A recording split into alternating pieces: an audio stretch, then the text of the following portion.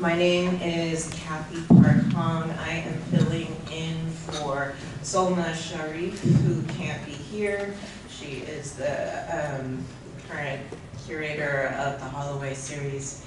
So I will be filling in. I just have a few housekeeping notes. First of all, turn off your phones. And second of all, Brandon Som's book is sold in the back.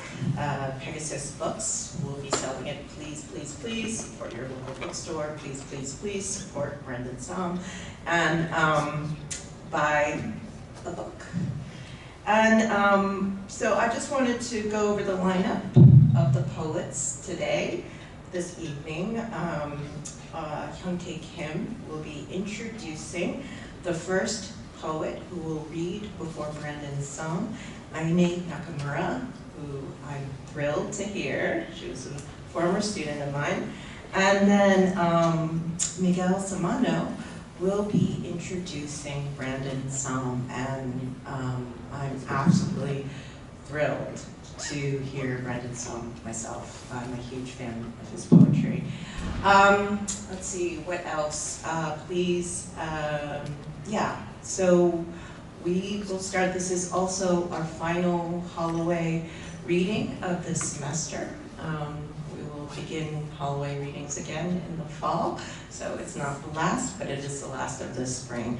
First off, I will welcome Hyung-tae.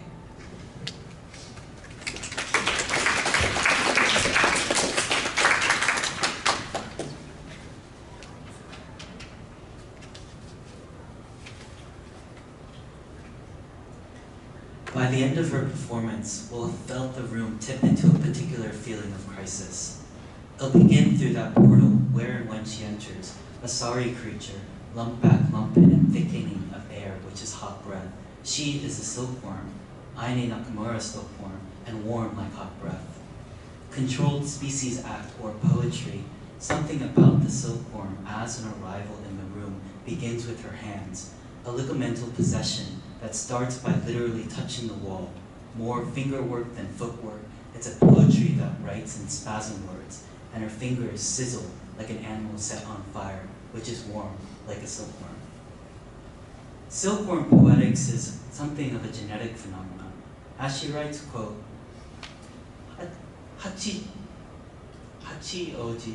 my mother's background city of mulberry silk next to Tachikawa, my father's background city of US base, next to Hachioji, end quote. Nakamura descends from a symmetrical line of silk looms in the Japanese city of Hachioji.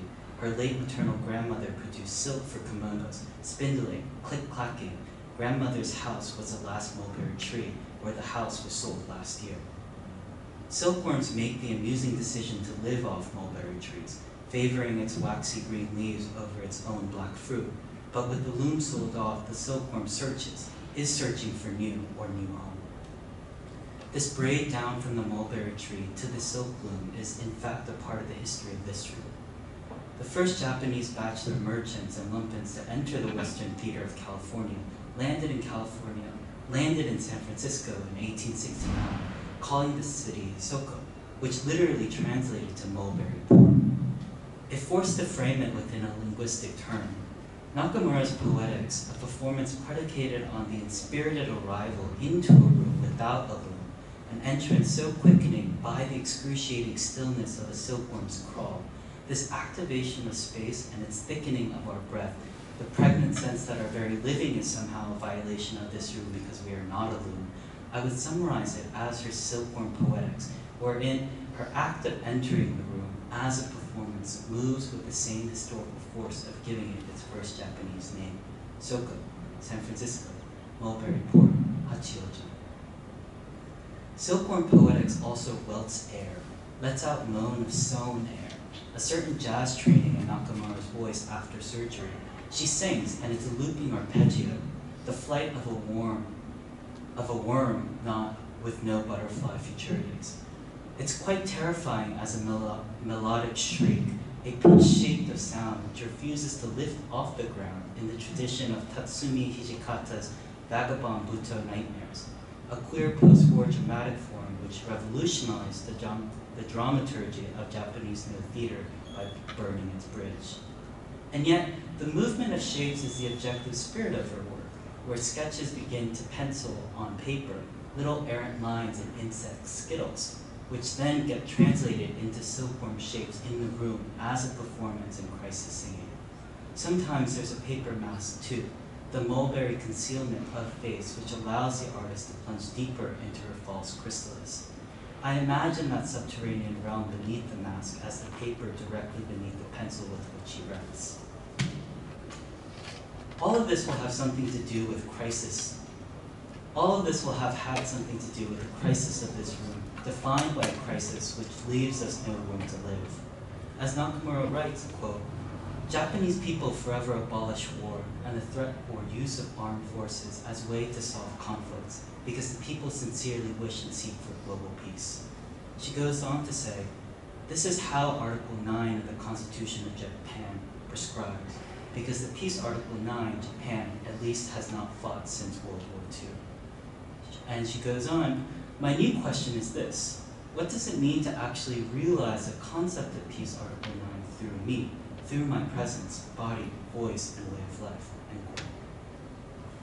A silkworm lends its body to the expropriative logic of the farmer, which rationalizes its death process to make silk, just as Nakamura lends her body to the silkworm in her performances to enact a particular praxis of total non-conflict.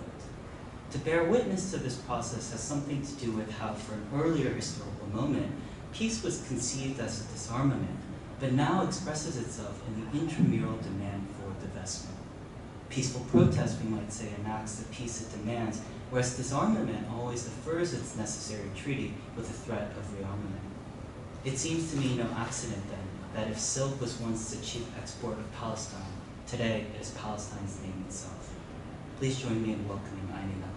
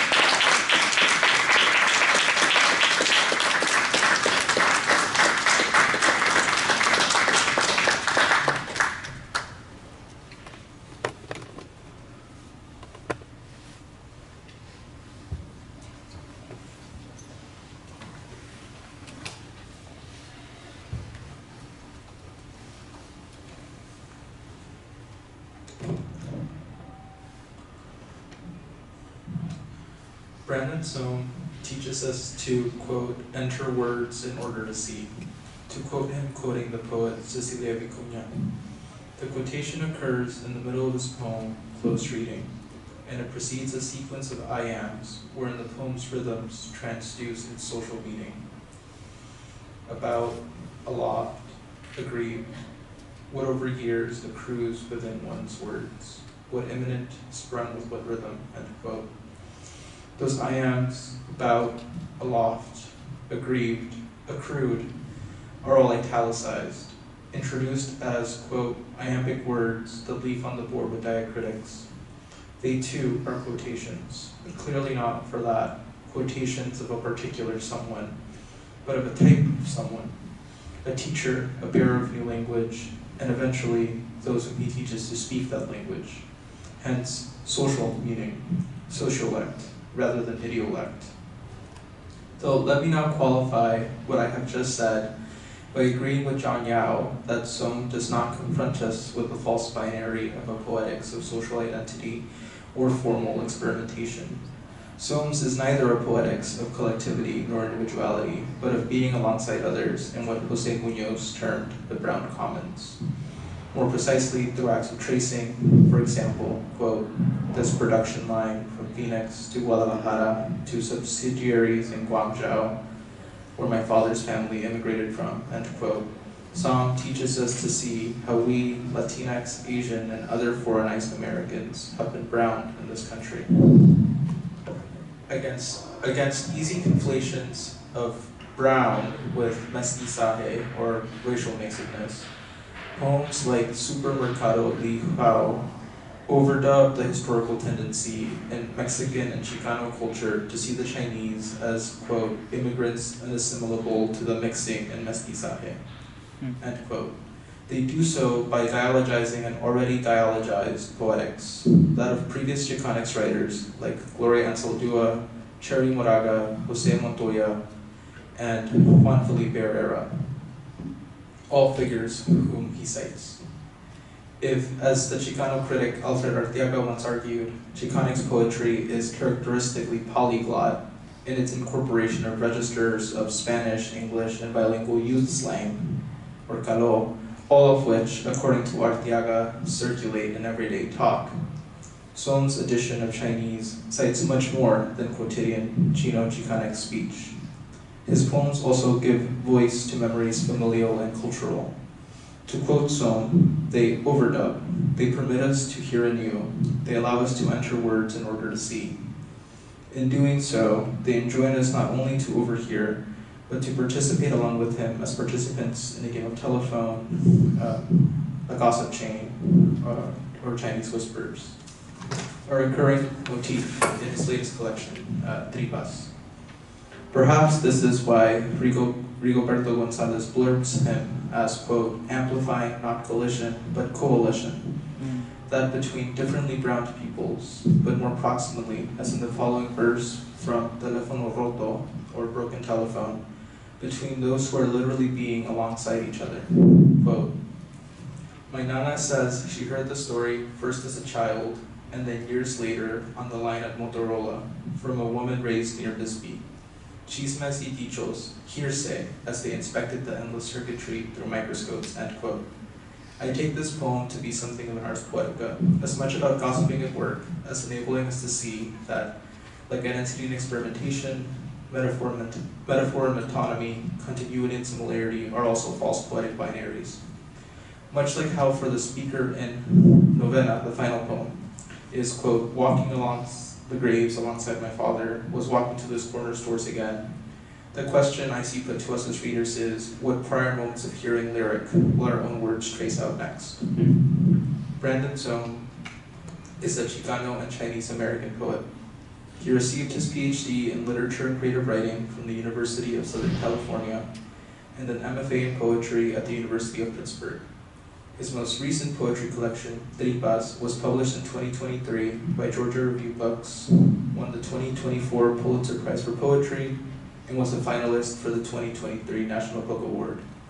He's also the author of The Tribute Horse, published in 2014 by Night Boat Books and recipient of the 2015 Kate Tufts Discovery Award. Please join me in welcoming Brandon Som.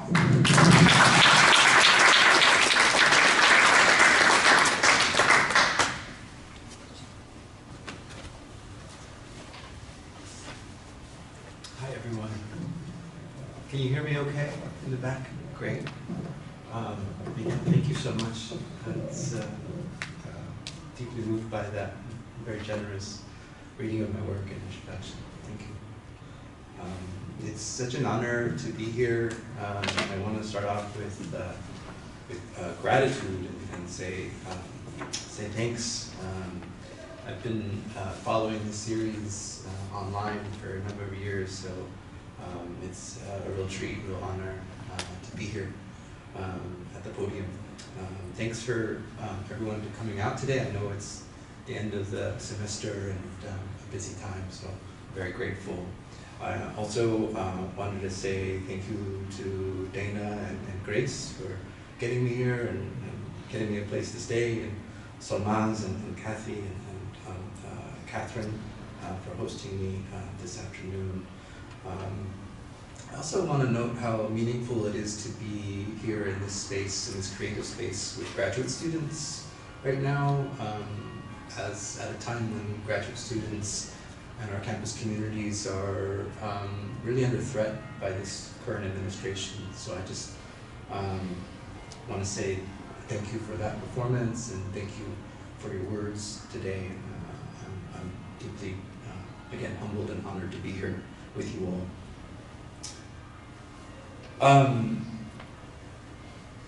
I've been reading a lot this past year from Tripas, and I will read some more from the book. And thank you for Becca's books, for selling the book and being here today. I'm hoping though to change it up a little bit.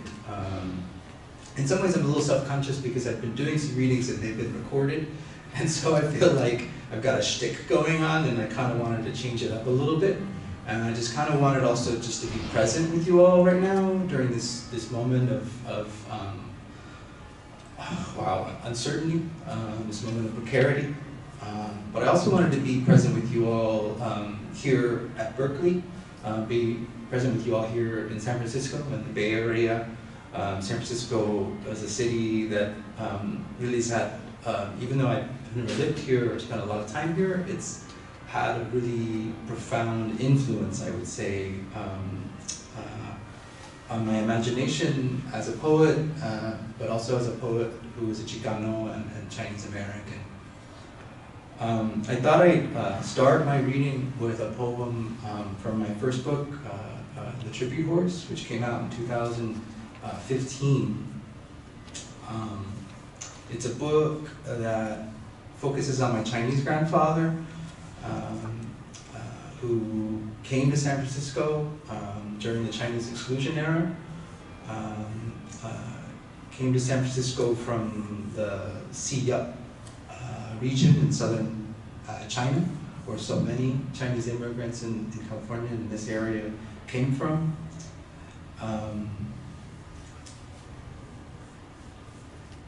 I'll also say that this poem that I'll read is working in a tradition of writers like, say, Maxine Hong Kingston, Russell Young, and Marilyn Chin, who's from where I'm coming from down in San Diego currently. Like them, I find inspiration and resonance within the resistance of the Angel Island poets, who carved their poems into the very walls of their detention at the detention center on Angel Island here in San Francisco Bay. I wanted to bring attention to this detention center, which I'm sure many of you know of and have been to. I want to bring attention to this detention center of the past, to keep our attention on the detention centers today, where so many are being abducted and disappeared to by the current administration.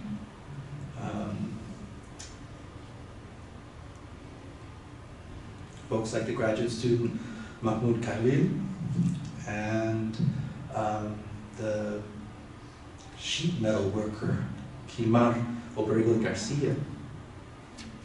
There are some 200 plus detentions currently, and I've been reading this book by Silky Shaw called Unbuilt Walls. And Shaw does the important work of connecting ICE detention centers to the larger prison industrial complex that incarcerates nearly 2 million people here in our country. At Angel Island, again, I imagine some of you have been there, on the barrack walls in a specific room, room 105.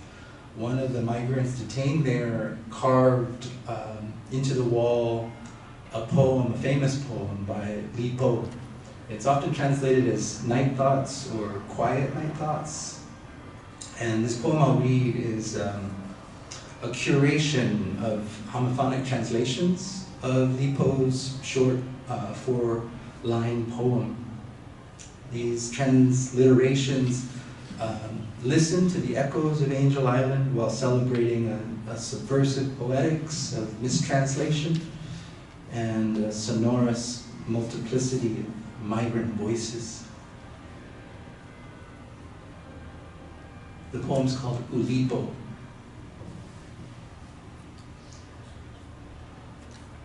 So then me and you come, you assured, led by the tongue, dark fall, a winding wind, a detour circles song. Drummed in when the rain comes, erasure the song sung, details wandering in a wren, ditto cuckoo song. Truth bends when you hum, jig, lure, reel, rig, send, bird calls, wander heavens, the fall circles round. Often we were calmed. Trees were things wrens sung, too tall, wild, in midair. Falsetto soon, soon, hamstrung. Kerplunk plans mean you've come. Be sure these songs swim. Phone call frogmen when tempos spiral down. Bunk beds wing me across. Secure belongings bobbin. Seawalls make waves mist. Tiptoe tidal flats. Trouble the sea for a sun. Feel sure you don't belong. You don't write what men say. Sea tales consume song. Trundled nights of a nun. Fissures between rival tongues. You sell wontons here. Detuned doo-wop songs. Backhand within each psalm. Young girl in a tea-stained sarong. Make do the long nightmare. Lingo miscues song. Just in sweet meat buns. Ensure deeds with alms. Doorbells wane once you're in. Dark clouds sluice down shrubs. Strum then strings you've strung. Speech churrs inside tongues. You sell wrong names here. Data research shows. Trunks fend off wind that comes. Leeward they have swung. So long waiting here. This talk cites who's wrong. A monk lends me his car. Bugs chirr sovereign songs. Clouds shawl a wan mien. A junco suitor calls. Drunk wren between me and dawn. Expert far-flung tongue. Forestall the fading path. Burrow straight through song. Translate dreams in suns. Be sure to tear shit up. Due to wagers made here, pray tell absurd sounds. Dressed in tight-ass funds, he sure street fought some. Shut out wrong men here, all told Buckles' song. Trumped again, add up sums. Leave sure you've had your fun. Dutiful sons wandered here, laid down bicycles in the sun. Locket syrinx in a palm, procure mahjong songs. Judo bygone riffraffs, echoes pseudo song.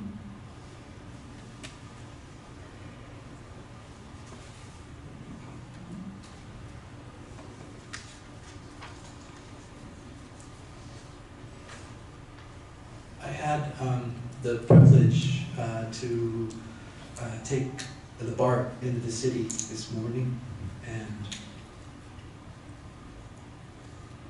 go to the Ruth Asawa show at the San Francisco MoMA. I was really excited and it was really thrilling. I wanted to read some new work. I've been writing some haibun, linked prose and verse. I have my partner and I have a 4-year-old. He was born in December 2020 during the height of the pandemic.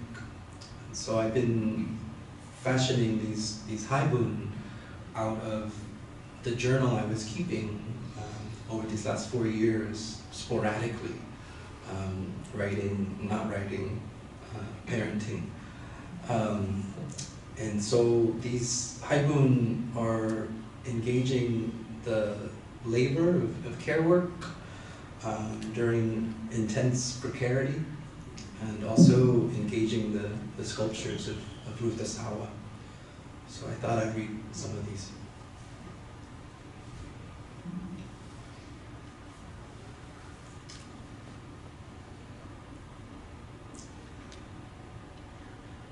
My mother says cuichi. We find room, find pink eye, find infection. El uso de la palabra.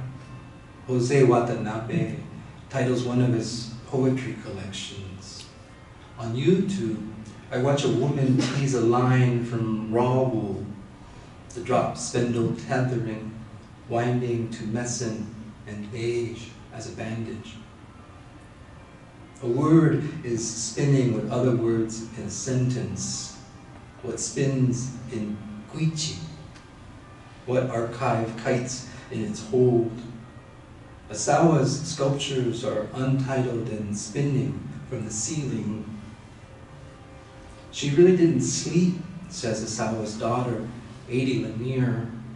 Is she the daughter holding the Tao in Cunningham's photo? A word wraps around itself the history of its use. My mother says cuichi. The connotations cocoon, un sueño deferred. Looking for the word, I find a homophone in Mandarin that means persist. I remember charro on my nana's television saying cuchi cuchi cuchi. One window to protocols, one to decision trees. I think of Janelle, pregnant during the pandemic, how our family couldn't visit. We're keeping, we learned to say, our bubble small. The world of do is the world of do, and yet, writes the poet Isa, Cuichi's onomatopoeia is squishy, as if squeezed from a tube. Suspended with parentheses, teardrop appears in the descriptions of Asawa's sculptures alongside form within form. A remedy in memory. My mother says, cuichi.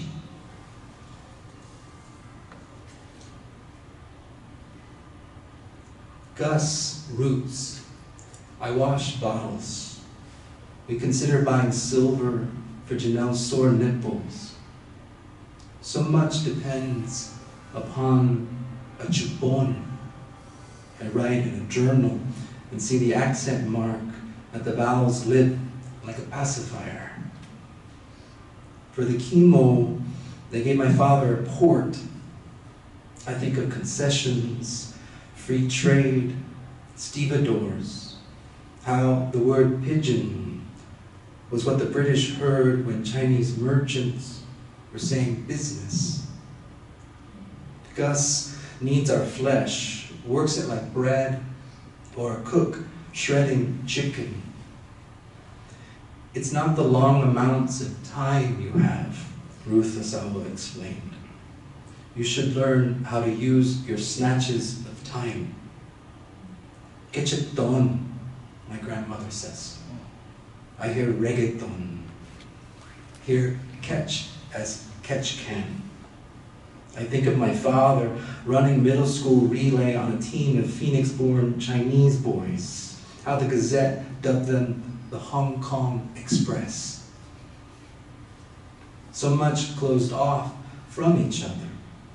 We love the little openings we might tease.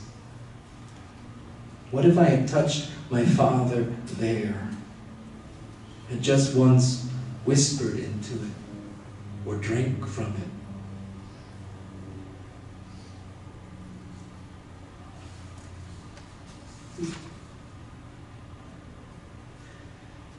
Beneath the tool shed sill, a precarious chrysalis, little pot sticker.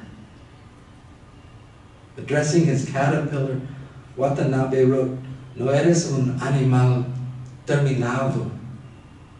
My father, caught turning in a term paper he bought from another student, never finished college.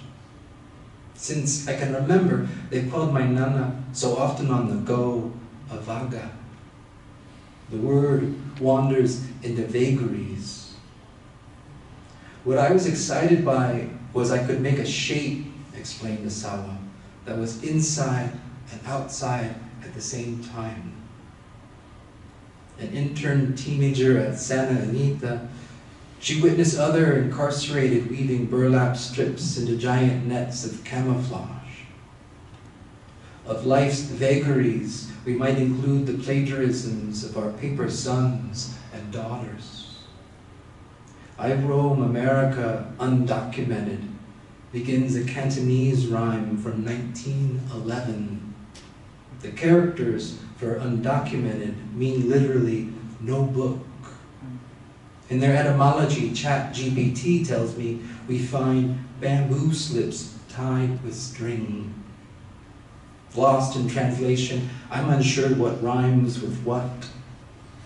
Lately, when I clear my throat, I hear my father clearing his, as if our throats are somehow connected, a long tunnel shaping a long echo.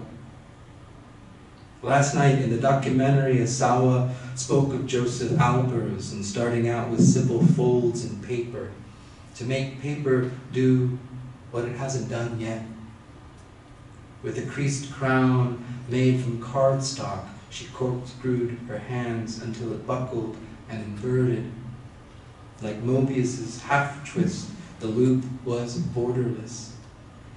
Considering the possibilities, we rule out swallowtail and monarch, deciding on morning cloak. We will wait and see.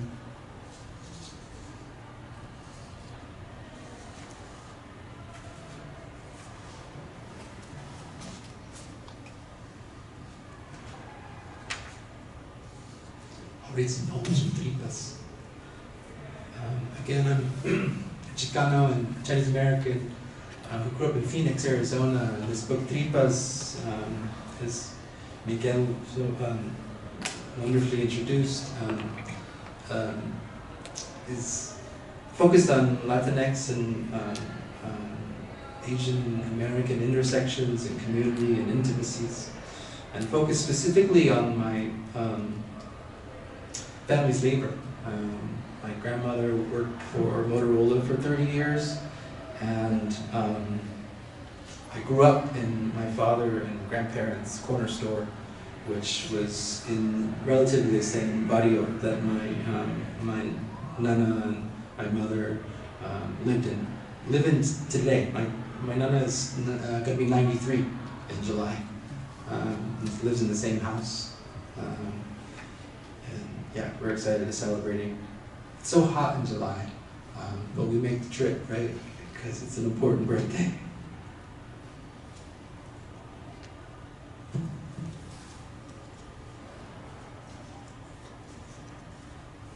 Antenna. Tuning not lute but car radio. Cocteau's Orpheus copies the broadcasts from a netherworld for his verses.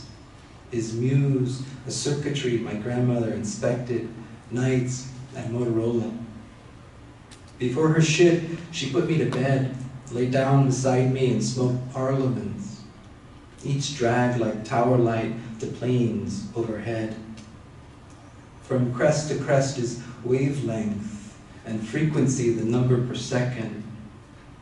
Where the waves won't reach, we call shadow, count the radio's components like prosody, diodes, triodes, tetrodes, and dial the frequency in meters. Jack Spicer cited quasars, quasi-stellar radio traveling light years as possible sources. I remember Orion, one slick matador, my Theo called him, up on South Mountain, leaning on towers, red-eyed with warning, and somehow by frequency, by transmissions I vaguely knew, drunk with music. With ham operator Pauline Oliveros sent a hello to the moon's tympanum. It bounced back, dropped in pitch by Doppler effect, and she accompanied the sound on accordion.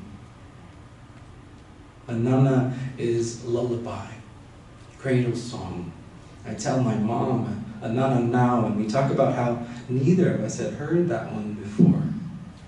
Canción de cuna, the lacuna we hum and tune by.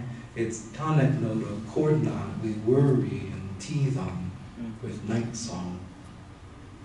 One grandmother with Vicks, one with Tiger Balm. Rub fires of camphor and mint, old poultices into my chest, their palms kneading and wet with salve. It's menthols to strip the chaff and rattle in a night wheeze. Can you hear their lullabies? One like the dicho, chiquito pero picoso, one in all 5 tones of village dialect. With wish hum for thresholds, they put to bed each name for the night. In Cocteau's version, Orpheus crosses over through a tailor's mirror, the carnival house optics of Marx's commodity fetish, I thought, or my father in Phoenix stocking the reach-in with old Milwaukee and seeing in the glass a brief moment his own reflection. Agu tells me great-grandfather frequented Chinatown fortune tellers, ones with charts and calendars, a crystal ball almanac for a paper sun on a paper path, a celestial divination in the back room of butcher or herbal shop or corner store like our own, where the till bell drifted back to find Ying Yang, her walk kicking spark off stove flame, or find me at a desk, my father fashioned from Schlitz 12-packs for weekends homework. Me copying out my name, a dotted line running through its center, and not knowing the silences, not knowing then the cost of turning back to see. In today's news, U.S. troops install the miles of border razor wire, so-called concertina for the coil that extends and flattens like the bellows of a squeeze box. Listen to everything all the time and remind yourself when you're not listening, instructed Oliveros, a composer of sonospherics and a Qigong student of quantum physics.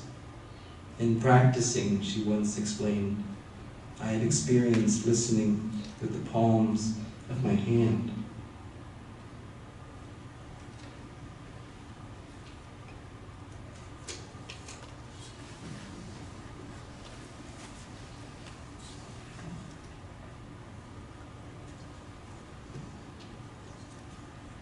I first learned of the poet and muralist Jose Montoya from Professor Alfred Arriaga, professor here at Berkeley, in his book Chicano Poetics. And he specifically talks about Montoya's use of this word chainadas, this kind of hybrid English-Spanish word.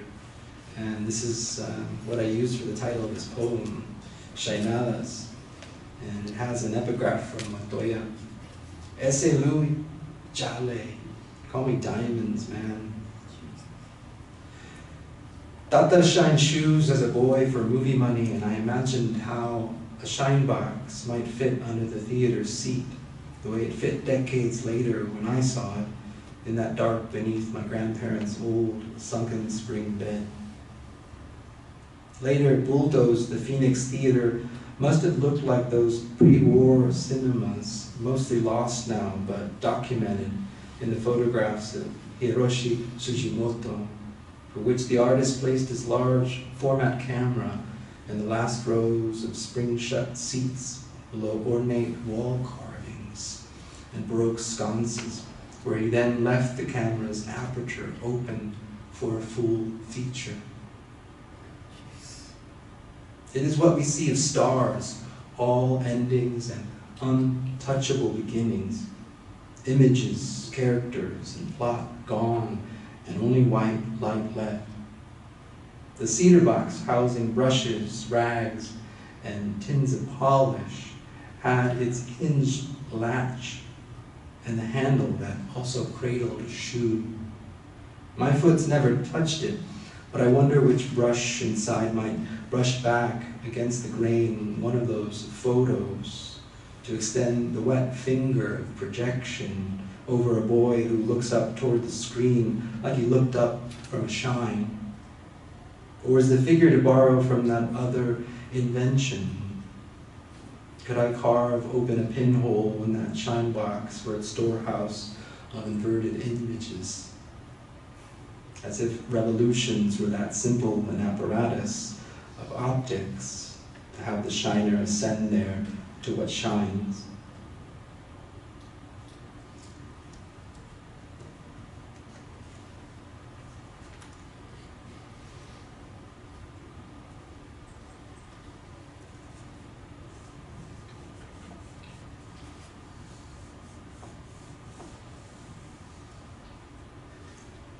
My grandmother gave me a Chinese name.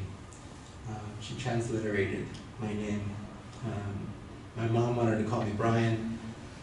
My dad, who was watching Bruce Lee on late night television, bring his son Brandon onto talk shows, said, "Why do we call him Brandon?"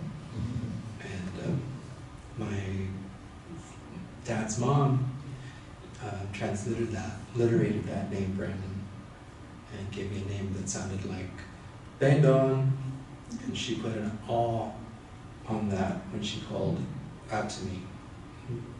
Bandon ah, and I wanted to make a poem about that aw sound, and so this is the poem, and it's set in the corner store that I grew up in.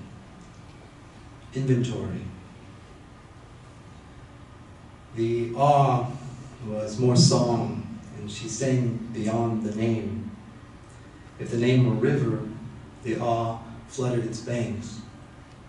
Nonetheless, in its song, the awe signed the air, made the air mean. The awe hitched and hinged its intimacy.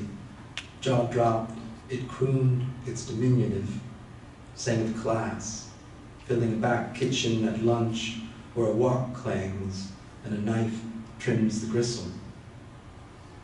In the stockroom with her, it kept accounts, was ledger, an idea of order among Schlitz and Old Milwaukee, from tones in the pharynx, from lungs that hung like two clipboards, came the aw's inventory.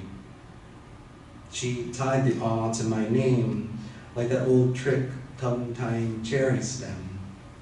Quipu or rosary, and the knot was knowing. She threaded the I to sow threnody, liturgy the way she sang the vow amid the till bell, a field song over produce. A na, a nope, or uh-oh, it was abracadabra, an end note, a colophon bearing the binder's mark. It lingered incarnate in the cold walk-in or ghosted the stocked aisles where I stood over cans of Ajax and Green Giant. The awe was wavelength, a frequency shape like a mountain range. It was the gesture's aura, and like a varnish, it lustered my name and diminished like a mark in the margin.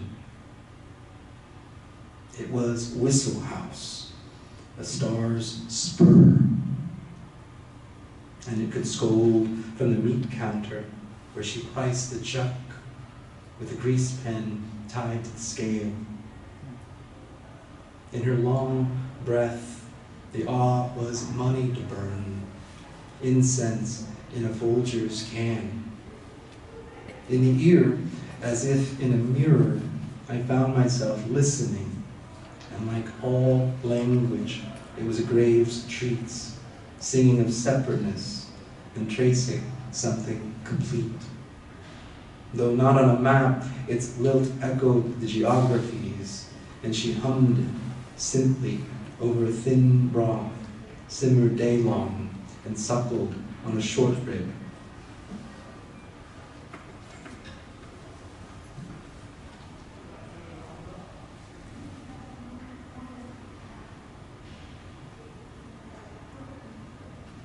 I'll close with this last poem. Thanks again. Thanks again for being here. Transmitter. In Judy Vaca's mural, The Great Wall, a Chichimeca woman on a comet tail, a field corn, hovers and whispers in the ear of Edison, the Zacatecan, the secrets of the light bulb. Orale, my mom texts, but autocorrect sends Oracle instead. I remember as a kid looking up from the passenger seat at the work badge my grandmother, after each shift, clipped to the rearview mirror's wood-bead rosary. The dashboard Milagro in the dial light of her Chevy, its tooth glass bit into the Hail Marys, as if to test the solder of that circuitry. She often tells me of Mexican movie stars, Maria Felix, Jorge Negrete, Pedro Infante, how they toured the US movie houses and signed the ticket stubs she sold from a box office, skinny as a phone booth. The transmitter made from gold beater skin stretched across a hoop drum, Bell's phonautograph, used pig bristle for a stylus to sign his speech waves on a plate of smoked glass. I watched on YouTube Infante stand with 11 mariachis gallant in silk ties and epaulets to serenade Paloma, his tenor crooning about the unrequited man turned dove with grief to the actress in bedclothes, and bewitched as I imagined Helmholtz, the pianist, holding a tuning fork to an electromagnet and hearing it vibrate. Trying to picture that man wasting away in heartache and so hollow to bird bones, I reread this morning Socrates telling Phaedrus outside the city walls of cicadas how they were men before muses brought them song. Unaware that cost, I climbed mesquite limbs for discarded skins, brittle as chicharrones, and cupped their match light in my boy hands. Hearing, it said, is touch at a distance. Ola is amp and trough. Frequency equals waves passing a given point. My nana's voice is creosote and parliaments.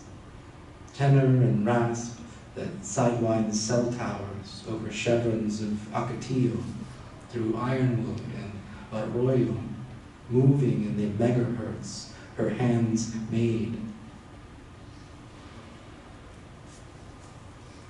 Thank you very much.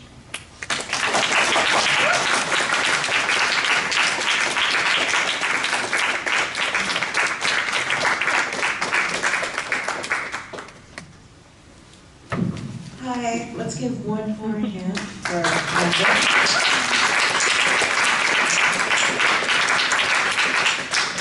Books are for sale in the back, and Brandon, will you be signing books? Sure. Yeah, okay, so we'll be here to sign books. Thank you.